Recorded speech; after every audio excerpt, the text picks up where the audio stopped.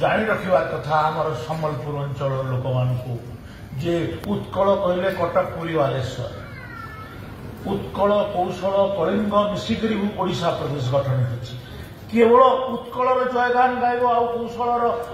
कलिंगर कौन जयगान हम गोटे मानसिकता आमको तुम्हें शोषण करुचे आमर आमर अर्थ आमर खଣି आमर चाष आमर जंगल सबुथे तुम्हें आमको शोषण कल चाकरी बाकरी सबुथे आज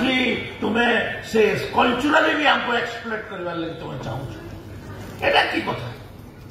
आमे ओडिशा प्रदेश रे मिसिथिलु ओडिशा प्रदेश रे मिसिबा पय आंदोलन रे भी शामिल होतिलु किंतु ओडिशा रे मिसिकरी हमर सबुठु बड़ भूल हला आमे ओडिशा प्रदेश रे मिसिलु हमर गोटे ऐतिहासिक भूल आ ऐतिहासिक भूल को आमे बारंबार कहूछु